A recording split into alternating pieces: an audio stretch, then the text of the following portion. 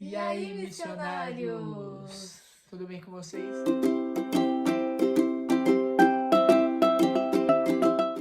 Gente, nós estamos aqui hoje para falar um pouquinho do que mais foi difícil para a gente no campo missionário, né?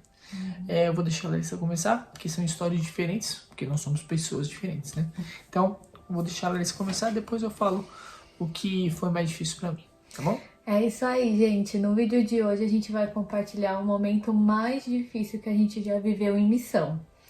E são momentos diferentes, por mais que nós somos casados, nós temos visões diferentes das situações, né? E às vezes o que pra mim foi muito difícil, pro Di não foi. Então eu vou contar no meu caso. Bom, foi em 2000, tudo começou em 2019, quando a gente chegou na aldeia Nici. A gente chegou dia 3 de julho de 2019 e a gente já tava há alguns meses ali, era novembro, quando uma mãe apareceu desesperada lá na aldeia, com 2 bebês no colo, eles eram gêmeos. E ela estava pedindo socorro porque um dos bebês estava muito mal, estava péssimo. Ele estava com pneumonia e já não conseguia respirar muito bem. A gente pegou, levou ela no hospital, tinha algumas voluntárias lá, médicas, foi com a gente no hospital, tentou fazer o máximo possível para salvar a vida daquele bebê e não conseguiu. E o bebê veio a falecer assim, em menos de 3 dias. E a mãe ficou assim desesperada e foi até nós, missionários que estavam lá, e entregou o bebê no nosso colo e falou: por favor, cuida para mim do meu outro bebê, porque eu não vou conseguir suportar perder mais um filho e eu não vou conseguir cuidar. Então vocês podem cuidar para mim? E a partir daquele dia a gente pegou ele como filho, né? Eu e o Di passamos a cuidar dele. Ele também teve um princípio de pneumonia e no mês de dezembro, janeiro, ele estava bem mal, com bronquite, e nós levamos ele no hospital. Ele ficou internado no hospital durante 3 dias e dentro do hospital ele ficou com desnutrição severa. E quando nós fomos buscar ele no hospital, o médico, ninguém estava mais dando medicamento para ele, ele estava mesmo abandonado, quase morto no hospital. E a gente ficou muito desesperado porque ele nem conseguia reagir, parecia realmente uma criança morta. Então a gente ficou assim, pasmos, pegamos ele e levamos para casa. Falamos: vamos cuidar dele em casa. Não importa, eu nunca fui uma mãe, não sei como é cuidar de um bebê, nunca cuidei de um bebê, ainda mais doente em toda a minha vida. Ele foi o primeiro bebê que eu cuidei, primeira criança que eu cuidei. E a gente, com toda ousadia, levou ele para casa e não aceitou deixar ele ali no hospital. E, gente, nós ficamos sozinhos, só eu e o Di cuidando do bebê. E eu orei e falei: Senhor, a gente nunca foi pais na vida. E eu não sei o que fazer com essa criança. O lugar onde deveriam nos socorrer não podem nos ajudar, que era o hospital, mas o Senhor é o médico dos médicos. E Deus foi dando estratégia, gente. E em menos de uma semana ele já conseguia sentar. A gente no princípio dava leite na seringa todo dia, 4 horas da manhã, de 3 em 3 horas no hospital, buscar um leite que vinha da ONU para dar para ele. E a gente pegava aquele leite, colocava na seringa porque ele não conseguia nem sugar na mamadeira, e ia colocando milímetro por milímetro até ele conseguir reagir. Mas em uma semana ele já estava sentando, já estava brincando, era outra criança. A gente achou que naquele momento que seria assim, que nunca mais aquilo ia acontecer, porque aqueles dias foram extremamente difíceis pra gente. E eu achei que aquele seria o meu momento mais difícil em missão, cuidar de um bebê prestes a morrer. Mas graças a Deus, o processo é muito difícil, mas o milagre é incrível, né? E eu achei que aquele seria o o momento mais difícil de missão para mim. Porém, a gente já estava cuidando dele há algum tempo e ele vivia na aldeia junto com as outras crianças. E nós pretendíamos adotá-lo, correr atrás de toda a papelada, porque realmente a gente se apegou demais, ele era como um filho pra gente. Então, quando foi em novembro, e na verdade começou em agosto de 2020, em meio à pandemia, tava uma loucura. Eu e o Di estávamos sozinhos na ONG, na Aldeia Anici, cuidando de todos os projetos e ainda de todo mundo que aparecia doente, e só tinha nós dois lá. Em meio a toda a pandemia, que ninguém sabia o que ia acontecer, doidos de pensar que aquelas crianças poderiam morrer se aparecesse um Covid lá e o que a gente ia fazer, e o bebê fica doente de novo. E ele começa a ter ascite, onde a barriguinha do bebê vai inchando como se tivesse muita água. Mas a gente descobriu isso muito tempo depois, né? Uns 5 meses depois de 4, acho que 5 internação. Começou assim, em agosto ele começou a dar uma inchada. Aí a gente levou ele no médico, o médico dava remédio, a gente seguia o remédio, só que não melhorava nada, ele ia só inchando cada vez mais. A gente ia de outro médico, ele ficava internado, não adiantava nada. A gente tivemos, na última vez foi em novembro, que até então, de agosto até novembro, ninguém sabia o que era. Então a gente pegou ele e levou para outra província, que ficava a 2 horas de distância, para ver se lá eles conseguiriam descobrir. Até mandei foto, mandei exame para os médicos aqui do Brasil para ver se eles poderiam nos ajudar, e ninguém pôde nos ajudar. Até que a gente levou ele para outra província, né, o Ambo. Outro estado. É como se fosse outro estado, fica 2 horas de onde a gente estava. E lá eles descobriram que ele estava com ascite. Corremos atrás de todos os medicamentos possíveis para tentar ajudar ele. E a gente ia toda semana, né, amor? Todo dia tinha que ver ele. Então nós levamos a mãe dele, mais uma menina do projeto que cuidava dele também, para ficar no hospital enquanto a gente corria atrás das coisas na aldeia, pro povo também, que era muita coisa. Até que um dia, no dia 17 de novembro de 2020, quando a gente tava orando por ele, era 3 horas da manhã. Assim que a gente finalizou a oração, né? Não, não era 3, acho que era 1 e pouco. Ainda era 1 e pouco, né? Não, amor, era 3. Era 3 já. Era por aí, era de madrugada, e a gente recebeu uma ligação da menina que estava com ele, chorando desesperadamente, da Marisa. E ela falando: tia, o Vivi morreu, o Vivi morreu. E na mesma hora, foi muito difícil. Ela estava extremamente desesperada.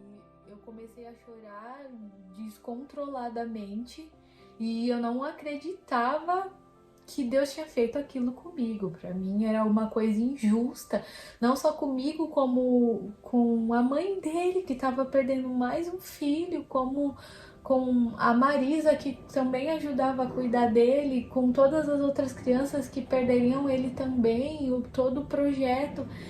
E eu entrei em desespero, assim, e fui o caminho inteiro durante as 2 horas orando para que Deus ressuscitasse ele. Eu falei: Deus, eu não aceito e eu não vou conseguir, Deus, eu não tenho essa capacidade de pegar ele no nosso colo e trazer durante 2 horas dentro do carro morto.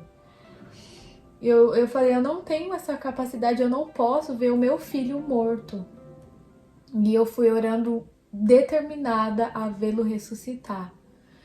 Porém, quando eu cheguei no hospital e eu abri a porta do quarto onde ele estava morto, que lá não tem necrotério, não tem um lugar separado onde ficam as pessoas que morrem, né? Deixam lá, do jeito que morrem, eles deixam na cama.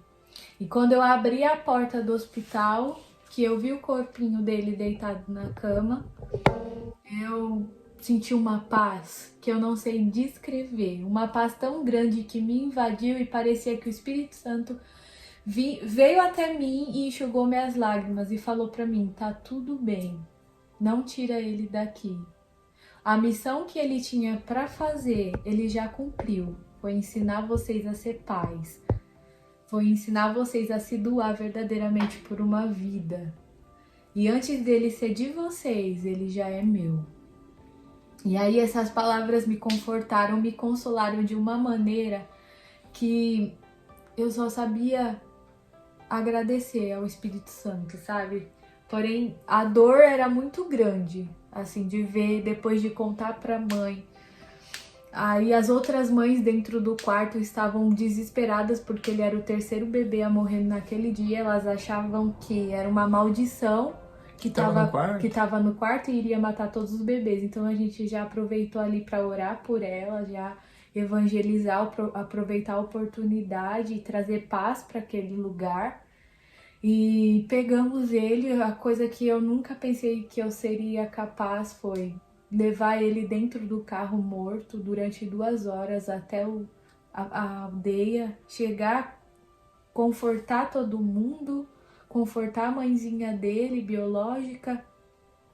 O dia arrumou ele bonitinho no caixão enquanto eu confortava todo mundo. E realmente, gente, foi o momento mais difícil que eu já tive que enfrentar em toda a minha vida missionária até hoje. Não tenho muitos anos de missão, tenho apenas 5 anos.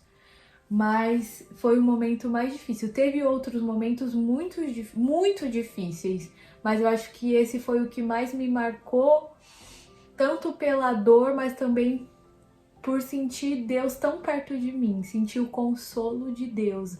Quando a gente voltou já estava amanhecendo e a gente viu o sol nascendo e aquilo me enchia de tanta paz e eu só sabia glorificar a Deus. E não mais culpar a Deus, né? No nosso egoísmo a gente quer ter a pessoa por perto. E nem sempre as nossas histórias vão acabar com um final feliz, né? Tem momentos tristes e a gente só vai entender na glória. Só que ter a presença de Deus ao nosso lado, nos ajudando, nos sustentando, nos capacitando a enfrentar a dor, é o que faz tudo ficar diferente. E é isso a minha história. Agora o Di vai contar. Tá, então vamos lá. Vou contar rapidamente minha história para não ficar muito longo. Eu tive muitas situações difíceis. Essa foi, meu Deus, uma que foi aterrorizante. Trazer uma criança morta dentro do carro, ainda mais que a gente considerava filho, foi horrível, né? Foi a primeira morte que a gente teve lá na aldeia, né? Teve até um menino que pegou nosso celular no dia e gravou, o pessoal chorando. A gente vai colocar enquanto...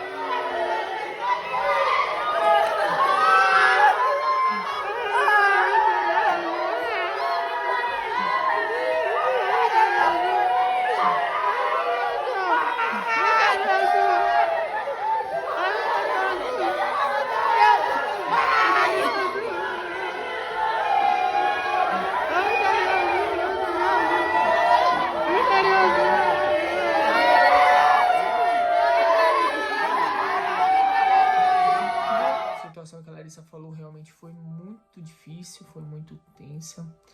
Teve outras também, ó, eu peguei Covid lá, eu achei que eu ia matar todo mundo, porque eu peguei Covid, ia transmitir, fiquei... Fora eu morrendo. Não, essa é isso que eu ia falar agora. A Larissa pegou malária, meu Deus, vocês já viram a história? Quem não viu, assiste aí no canal, tem um vídeo dela falando como é que foi a experiência dela quando ela quase morreu, né? Ficou 3 dias internada e eu, meu Deus, imagina, acabei de casar, já vou ficar viúvo, não combina, né? Pelo amor de Deus, não é legal. Então foi punk também. Mas eu vou ser um pouquinho atual. Eu acho que muitos missionários aí que estavam em campo e não estão mais vão se identificar. A gente acabou de voltar do campo, eu tô há praticamente 7 anos já integral no campo missionário e voltei para casa, digamos assim, né? Casado, sem estabilidade nenhuma, com a minha esposa com problema na vista. E essa é uma situação não tão difícil quanto as que eu já passei, mas é uma situação nova e que eu tô tendo que aprender a lidar. A gente tá correndo atrás da visão da Larissa, que ela tem ceratocone. Creio que bastante gente já sabe. Quem não sabe, ela tem ceratocone na visão. E a gente fez uma vaquinha para fazer o tratamento, né?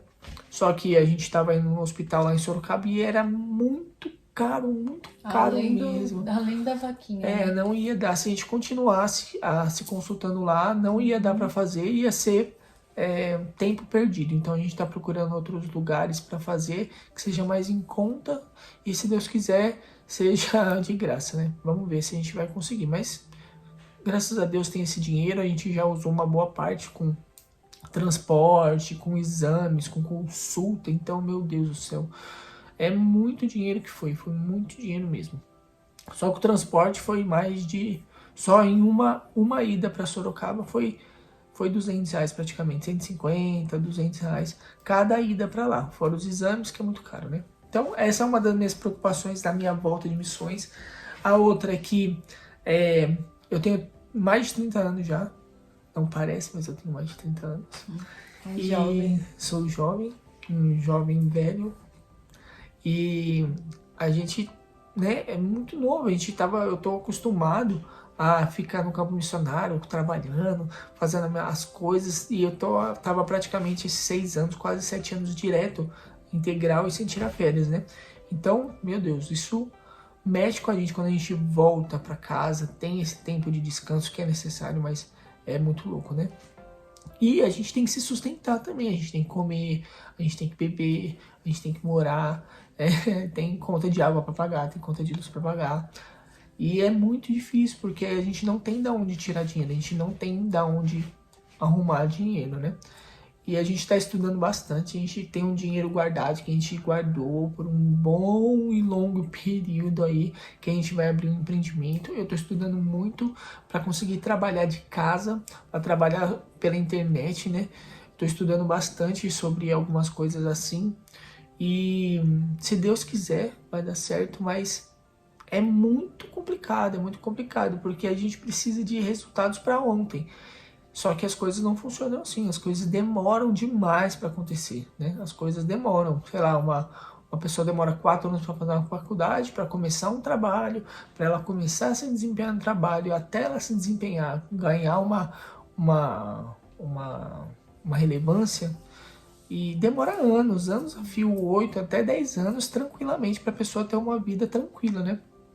E a gente tá há 3 meses que eu voltei de missões, né? Então faz pouquíssimo tempo, só que a gente precisa de um resultado para ontem. Então eu fico muito aflito, muito agoniado. Por mais que eu confio em Deus, sim, mas mesmo assim não tem como. A gente fica agoniado, a gente fica aflito, sim. É complicado. Também é uma coisa que me deixa muito triste, não conseguir estar muito presente na nossa igreja, porque ela fica muito longe daqui. Ela fica muito fora de mão, fica a mais de 1 hora de distância e é muito caro para ficar indo. É R$30 só em uma ida, sabe? Então é muito caro. A gente não tem de onde tirar dinheiro. Imagine se a gente começa a ir sempre. Sei lá, todo dia R$30. Quem é que tem R$30 todo dia? Não, é difícil, né? Então a gente vai um final de semana sim, outro não. A gente vai começar a fazer uma célula aqui. A gente tá... já mandei um projeto para o meu pastor na igreja, para a gente começar um projeto legal na igreja sobre missões, para a gente não ficar parado também em relação a missões, essas coisas, porque a nossa vontade e o que nós temos na nossa consciência é que a gente não vai deixar de ser missionário. Por mais que nós estamos passando esse tempo aqui no Brasil, a gente nunca vai deixar de ser missionário. Essa é a nossa vocação, independentemente de onde seja. Que seja aqui, seja no interior do Brasil, que seja fora do Brasil, não importa onde seja. Mas esse é o nosso chamado, essa é a nossa vocação que Deus entregou pra gente.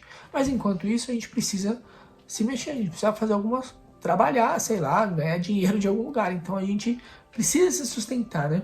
E mesmo no campo missionário, não é todo lugar que a gente tem um lugar para morar, que a gente tem um sustento, que a gente tem comida. Então a gente está aproveitando esse tempo aqui para correr atrás de sustento para ficar no campo, né? Para se sustentar no campo também. Mas, enquanto não dá certo, eu fico nessa agonia, nessa aflição, nessa nova experiência, nesse novo tempo na nossa vida. E não tem como, eu sou homem, né?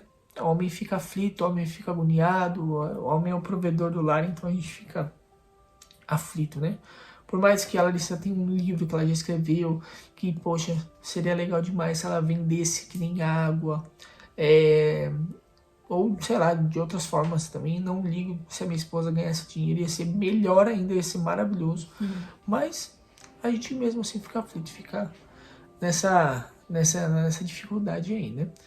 E é isso, gente, essa é o que eu tô passando no momento, não é a situação que eu mais tô aflito, sabe? Não é a situação que eu mais, assim, mais uau, não é, mas é a que eu tô passando atualmente. O pós-campo missionário, a volta para casa, o descanso, como vamos se manter, o que a gente vai fazer, para onde a gente vai, o amanhã, né? Muito difícil. Por mais que a gente confie em Deus, que eu confio em Deus, né? Não é fácil, é difícil, tá bom? É difícil, não é fácil. Mas vai dar tudo certo. Acompanhe aí os próximos capítulos da nossa vida. Gente, ter mulher, você tá vendo, né? Enquanto eu tô aqui desabafando, surtando a cabeça, não, aqui vai dar certo. Tem que pensar positivo, né, gente? Positivo, é a lei da atração. Não, vai dar certo sim, eu confio em Deus, eu tenho certeza que Deus tá guardando as nossas vidas. Deus, ele já tem tudo escrito na palma da mão dele. Nada fugir do controle dele, mas eu não sei o futuro, né? Enquanto eu não sei o futuro, eu fico aflito. Né? Então, gente, é isso. Não vou me estender mais, eu acho que o vídeo já ficou bem longo. É para vocês verem a realidade da vida de missionários. Então a gente não quer ser falso com vocês e contar só histórias de final felizes, né? Exato. Mas contar a realidade da nossa vida, do que a gente passa e que sirva de edificação da fé de vocês. Por mais que a gente venha aqui às vezes contar histórias tristes, mas não são tristes, porque Deus está com a gente todo o tempo, Ele torna todas as coisas melhores do que poderiam ser e faz parte da caminhada, são processos. Um dia a gente passa pelo aprendizado, que às vezes vai doer, e outro dia a gente colhe os frutos que a gente plantou da nossa integridade com Deus, da nossa vida de fé, e é isso. E eu vou trazer um outro vídeo falando da experiência mais pesada mesmo que eu tive em Angola ou nos outros lugares onde eu fiz missão, tá bom? Vai ser legal, tá bom? Fiquem com Deus, missionários. Deus abençoe vocês. Um beijo. Fiquem e até bem. mais. Tchau, tchau.